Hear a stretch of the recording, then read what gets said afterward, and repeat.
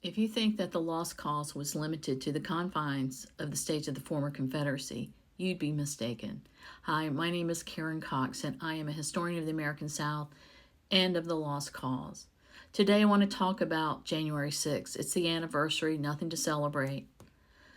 But one of the most iconic images that day was of a man walking through the United States Capitol carrying a Confederate battle flag. There are a few things you probably don't know about this man.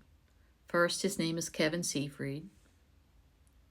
Second, he attended the Stop the Steal rally with his son. Third, he flew the Confederate flag outside of his home before deciding to take it with him. Fourth, he and his son were two of the first 12 people to breach the U.S. Capitol. And five, probably the most important thing, he was not from a state of the former Confederacy. He was from Delaware. Seafried and his son were also part of a group of people who chased Eugene Goodman through the Capitol, trying to stop the certification of the election. Eugene Goodman was the black police officer, Capitol police officer, and Kevin Seafried jabbed at Goodman with that Confederate flag. Just imagine that for just a second, the symbolism of a black man being jabbed at with a Confederate flag. Seafried and his son were arrested because there were photographs of them everywhere. Part of the defense was that Seafried only saw this flag as a symbol of Southern heritage. If that were the case, why did he bring it with him? He bristled at the idea that it was a racist symbol or that he might be tagged as a racist. That was really upsetting to him, and yet I think he knew exactly what he was doing when he took that flag with him to the Stop the Steal, and he knows exactly what it represents. One of the things about the flag itself and about the lost cause is that it has become useful to people far beyond the borders of the former Confederacy.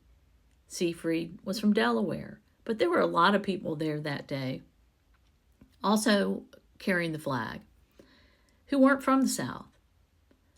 So what has the flag come to mean? Well, it's meant from its early history a grievance with the federal government. That's one of the three things I talk about here: a nostalgia for the past, grievance with the federal government, and a resentment for non-white people.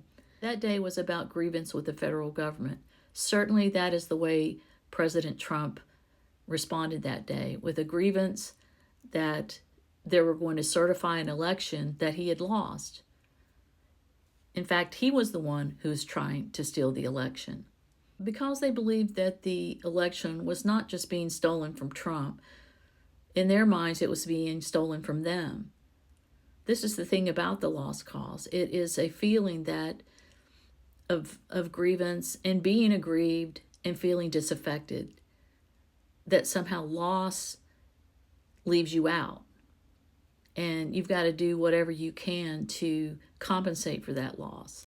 In the case of the January 6 rioters, this was their last-ditch effort to keep Trump in office, because he represented in many ways their own grievances and their own feelings of being left out of the American dream in some way.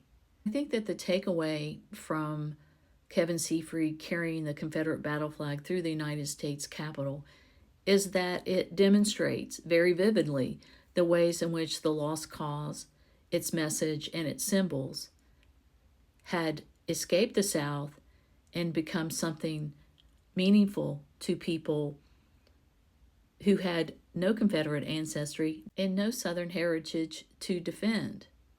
This was about something far bigger, but it proves the success of the lost cause.